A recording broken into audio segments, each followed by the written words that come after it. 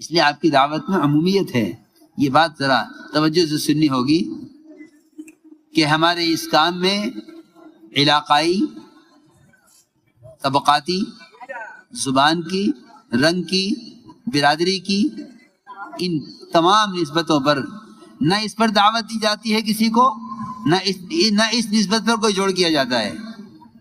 بلکہ ایک ملک والوں نے ہم سے کہا کہ کوکن برادری کی جماعت ہمارا بھیج دو. میں نے کہا بھائی ہم تو امت جانتے ہیں، امت، برادری تو ہم جانتے نہیں. کیونکہ اس امت میں جتنی خوریزی ہے، اس امت میں جتنی بدامنی ہے، اس امت میں جتنے آپس کے جھگڑے ہیں، وہ خدا کی قسم صرف امت کے طبقات میں تقسیم ہونے کی وجہ سے ہیں. حضور اکرم صلی اللہ علیہ وسلم نے امت کو تقسیم نہیں ہونے دیا. آپ نے امت کو تقسیم نہیں ہونے دیا. آپ نے امت کو تقسیم نہیں ہونے دیا. نہ زبان میں، نہ رنگ میں، نہ ذات میں، نہ حیثیت میں، کسی میں نہیں. بلکہ حضور اکرم صلی اللہ علیہ وسلم نے اجنبیوں کو اپنوں کے درمیان اونچا مقام دے کر بتلایا کہ امت اس طرح بنتی ہے. بلال رضی اللہ تعالیٰ حبشیہ کے ہیں، کالے ہیں، عرب نہیں ہیں.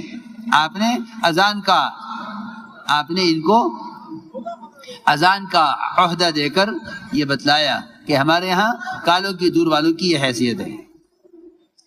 اذان کوئی معمولی کام نہیں تھا. اذان معمولی کام نہیں ہے. حضرت فرماتے تھے خلافت کی مشروعی نہ ہوتی تو مؤذن ہوتا. حضرت علی فرماتے تھے میں نے حسنین کے لیے اذان طے کرا لی ہوتی. آپ نے اذان کا یہ مقام حضرت بلال حبشی کو دیا. یہ بتلایا کہ امت اس طرح بنتی ہے. اس لیے میں نے عرض کیا کہ ہمارے کام میں طبقاتی جوڑ کا کوئی تصور نہیں ہے. ڈاکٹروں کو جوڑ لیں، انجینئروں کو جوڑ لیں، یہ عجیب قسم کا کام چلا ہے. ہاں، مجھے اس سے کبھی اتفاق نہیں ہوا. اس سے مجھے کبھی اتفاق نہیں ہوا اور ہونا بھی نہیں چاہیے. کیونکہ اس کام میں جڑنے کی کیفیت اور اس کام میں جڑنے کا طریقہ اس طرح ہے جس طرح امت نماز میں جڑتی ہے. آپ کوئی ایک مسجد نہیں دکھا سکتے ایسی کہ جس کا قانون یہ ہو کہ اس صف میں فلاں فلاں لوگ کھڑے ہوں گے. ایسا کہیں بھی نہیں ہے.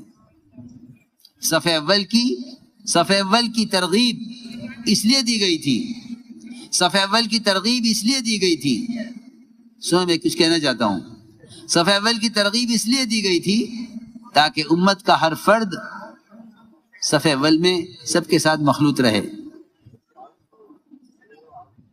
صحابہ نے سے بلکہ آپ نے یہاں تک فرمایا کہ اگر تم جان لو کہ صف اول میں کیا فضیلت ہے تو تم آپس میں ایک دوسرے کا مقابلہ کرو. آپس میں جھگڑا ہو تم میں صف اول پہ کھڑا ہونے میں. یہ عام امت کو یہ فضیلت بتلائی گئی ہے تاکہ صف اول کسی کے لیے مخصوص نہ ہو جاوے. یہاں تو اللہ معاف فرمائے، یہاں تو اللہ معاف فرمائے امت کو تقسیم کرنے کے لیے مسجدیں تقسیم کرنے کی کوشش میں ہیں کہ مسجدیں بانٹ لو. کیا کر لو؟ ہاں، علاقے بانٹ لو. حضور اکرم صلی اللہ علیہ وسلم نے اس کام کے کرنے والوں کو علاقائیت پر، قومیت پر، زبان اور رنگ پر کبھی تقسیم نہیں ہونے دیا.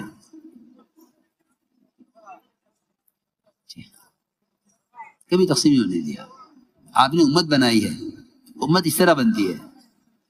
امت اس طرح بنتی ہے کہ حضور اکرم صلی اللہ علیہ وسلم معمول یہ تھا کہ باہر سے آنے والے اجنبیوں کو، مالداروں کو فقراء کے حوالے کرتے تھے. انہیں کھلانا پلانا دین سکھانا تمہارے ذمے ہے. امت میں اختلاط ہو، مالدار غریب کے ساتھ، غریب مالدار کے ساتھ، کالے گورے کے ساتھ، گورے کالوں کے ساتھ.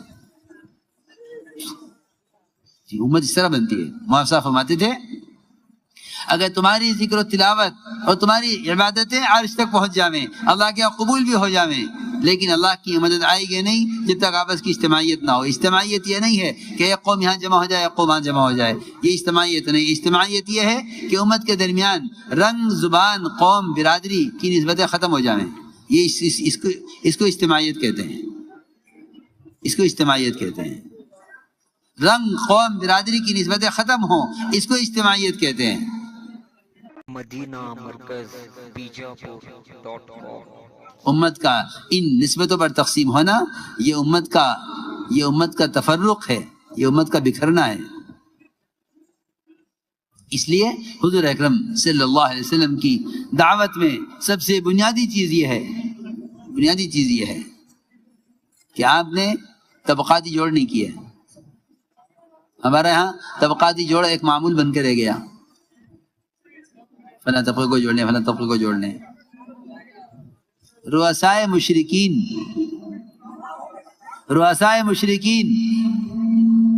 انہوں نے مطالبہ کیا حضور اکرم صلی اللہ علیہ وسلم سے کہ یہ جو آپ کے ساتھی ہیں سلمان، صہیب، بلال،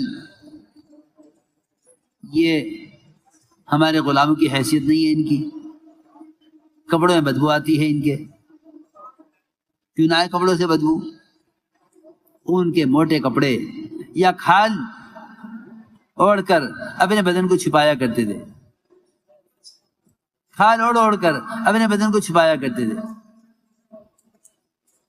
یہ کہا رؤسائے مشرکین نے، ہم ان کے ساتھ بیٹھنا پسند نہیں کرتے، ہمارا معیار ان کا معیار سے مختلف ہے، ہماری حیثیت ان کی حیثیت سے مختلف ہے۔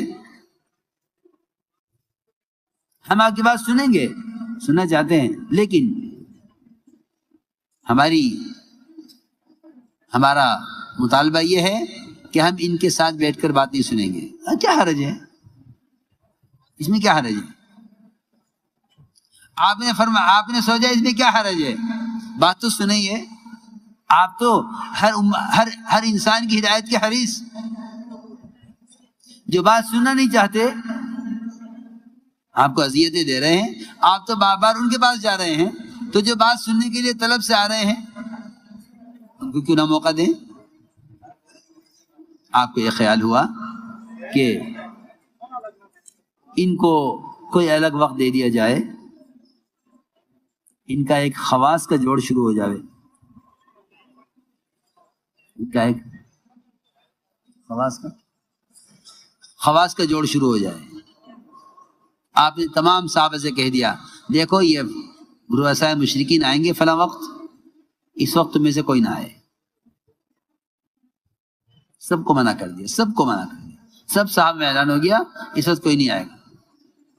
یہ وقت رؤسائے مشرکین کا آپ کے ساتھ بیٹھنے کا ہے۔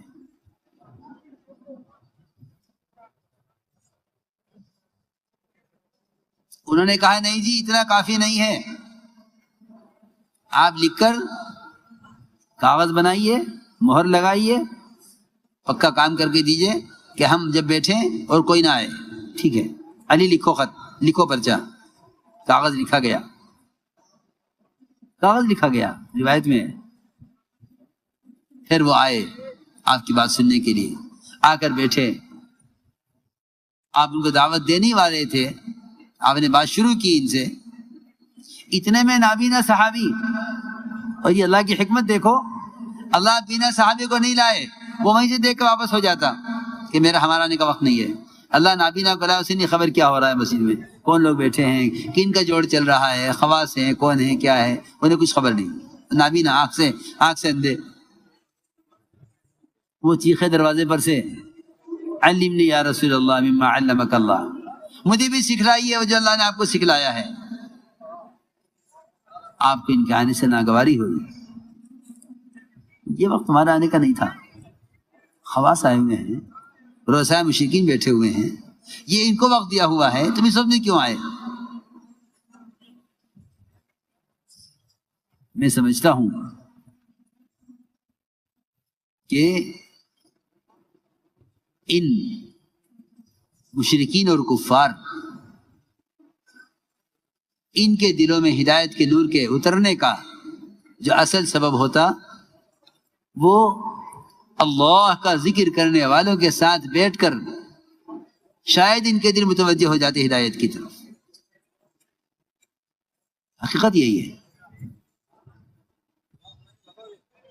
ہم نہیں جان سکتے کس کے ذریعے اللہ کس کو ہدایت دے دیں۔ وہاں تو یہ بھی نہیں گوارا ہوا کہ آپ کے صحابہ ان سے الگ کر دیے جاویں، آپ سے الگ کر دیے جاویں، اس وقت مجلس میں یہ نہ ہو۔ ادھر عبداللہ بن مکتوم نے دین سیکھنے کے لیے طلب ظاہر کی، اور ادھر رؤساء مشرکین کی وجہ سے آپ کی پیشانی پر بل آ گئے، عبس وتولی، پیشانی بل آ گئے۔ کس وجہ سے؟ کہ ایک اندھا آیا ہے علم کی طلب لے کر، فرمایا علی کہاں ہے وہ کاغذ کہ یہ ہے کہ پھاڑ دو، ہمارا ان سے کوئی معاہدہ نہیں ہے۔ میں عرض کر رہا کہ اصل امت کا آپس کا اختلاط ہے، امت اختلاط سے بنے گی، امت اختلاط سے بنے گی۔ جو صلاحیتیں ہیں اور جو صفات بعض میں ہیں وہ صفات دوسروں میں منتقل ہوں گی آپس میں ساتھ رہنے سے۔ ایک صاحب نے حضرت عمر کے سامنے، عمر رضی اللہ عنہ کے سامنے ایک صاحب کی تعریف کر دی۔ حضرت عمر نے فرمایا کیا تم نے اس کے ساتھ سفر کیا ہے؟ تم اس کی تعریف کر رہے ہو؟ حل سفرت معہ، یہ سوال کیا، تم نے اس کے ساتھ سفر کیا ہے تم اس کی تعریف کر رہے ہو؟ میرے دوستو عزیزوں، امت کو اس طرح بنایا گیا ہے، اس لیے ہمارے کام میں طبقاتی جوڑ کا تصور نہیں ہے۔ حضور اکرم صلی اللہ علیہ وسلم نے کالوں کو گوروں کو، عوام کو خواص کو، مالداروں کو فقراء کو اس طرح جمع کیا ہے، اس طرح جمع کیا ہے کہ کسی کو کسی پر فوقیت، بلکہ یہ فرمایا کہ کسی کو اس کی شکل صورت کے اعتبار سے بھی حقیر سمجھنے کی گنجائش نہیں ہے، کسی کو حقیر سمجھنے کی گنجائش نہیں ہے۔ بعض مرتبہ کسی کو حقارت سے دیکھنا آدمی کو بڑی خیروں سے محروم کر دیتا ہے، کسی کو حقارت سے دیکھنا بڑی خیروں سے محروم کر دیتا ہے۔ حضور اکرم صلی اللہ علیہ وسلم کے یہاں آپ کے محبوب خاص اسامہ بن زید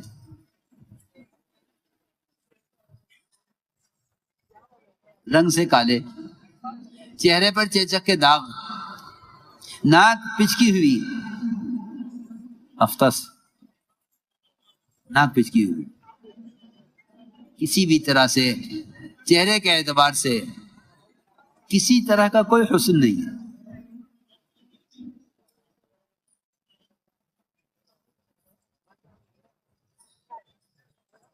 لیکن اپنے گھر والوں میں، اپنے متعلقین میں حضرت اسامہ کا مقام بتانے کے لیے یہ ٹھوکر لگ کر گرے، پیشانی پر زخم آیا، ادھر ناک بہہ رہی تھی، ادھر زخم سے خون بہنے لگا، عجیب سا منظر ہو گیا۔ آپ نے اے عائشہ جلدی اٹھ، دیکھ یہ اسامہ گر گیا، اس کی ناک صاف کر دے، اس کے خون صاف کر دے، دیکھ یہ خون بہ رہا۔ حضرت عائشہ فرماتی ہے مجھے بڑی گھن آئی دیکھ کر کہ میں کیسے صاف کروں۔ ان کی طبیعت کی نفاست، طبیعت کی نفاست۔ حضرت عائشہ فرماتی ہے مجھے بہت گھن آئی کہ میں کیسے صاف کروں۔ عائشہ فرماتی ہیں ابھی میں سوچ ہی رہی تھی کیا کروں، آپ کا حکم ہے۔ آپ نے دیکھا کہ عائشہ نہیں اٹھ رہی ہے تو حضور اکرم صلی اللہ علیہ وسلم اٹھے اور آپ نے اپنے ہونٹ مبارک سے ان کے زخم سے خون چوسا اور باہر کلی کی اور ان کے منہ کو صاف کیا، اور ان کے زخم سے خود اپنے منہ سے آپ نے خون چوس کر باہر تھوکا۔ حضرت عائشہ فرماتی ہیں اس کے بعد سے مجھے کبھی بھی اسامہ سے مجھے وہ گھن نہ ہوئی، اور مجھے آپ کے اس عمل کی وجہ سے اسامہ سے محبت ہو گئی۔ ایک اجنبی آدمی کے ساتھ یہ معاملہ۔ اس لیے دوستو عزیزو، قرآن کا حکم ہے لا يسخر قوم من قوم عسى ان يكونوا خيرا منهم ولا نساء من نساء عسى ان يكن خيرا منهن۔ کوئی کسی کو حقیر نہ سمجھے، کوئی کسی کا مذاق نہ اڑائے۔ بڑی بڑی بڑی محرومی کا اندیشہ ہے، بڑی محرومی کا اندیشہ ہے۔ خدا کے لیے اپنی زبانوں کو اور اپنے خیالات کو کسی عام سے عام مسلمان کے بارے میں بھی گندا نہ ہونے دو، ورنہ نہیں معلوم کون اللہ کے نزدیک کتنا محبوب ہے، کس کا اللہ کے یہاں کیا مقام ہے۔ تم اس کی تحقیر کرو گے اس کے ظاہر کو دیکھ کر، اللہ تمہیں ذلیل کریں گے اس کے باطن کو دیکھ کر۔ تم کسی کو حقیر کرو گے اس کے ظاہر کو دیکھ کر، اللہ تمہیں ذلیل کریں گے اس کے باطن کو دیکھ کر۔ بہت ممکن ہے کہ اس کا باطن اللہ کے نزدیک اس کے ظاہر سے بہتر ہو۔ عسى أن يكن خيرا منهن ولا نساء من نساء عسى أن يكن خيرا منهن۔ یہ تعلیم دی ہے اور واقعی حقیقت ہے یہ کہ یہی اسامہ رضی اللہ عنہ عرفات کے میدان سے چلنے میں تاخیر ہوئی، دیر ہوتی گئی، کیوں نہیں چلتے دیر ہوتی گئی۔ تمام صحابہ اولین مہاجرین آپ کے ساتھ، مدینہ مرکز بیجاپور.com۔ کیوں نہیں چل رہے؟ جب کافی دیر ہوئی تو پتہ چلا کہ حضرت اسامہ کا آپ انتظار کر رہے ہیں۔ اسامہ تشریف لائے، کہا اسامہ آگے اب چلو۔ اہل یمن نے کہا کہ اس کی وجہ سے تاخیر کی گئی، اس کی وجہ سے تاخیر کی گئی ہے۔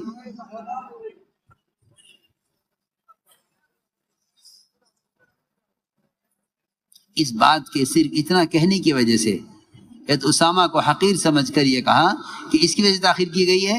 روایت میں ہے اہل یمن کے مرتد ہونے کی وجہ یہ ہوئی۔ اللہ رب العزت ہم سب کو ان تمام باتوں پر عمل کرنے کی توفیق عطا فرمائے۔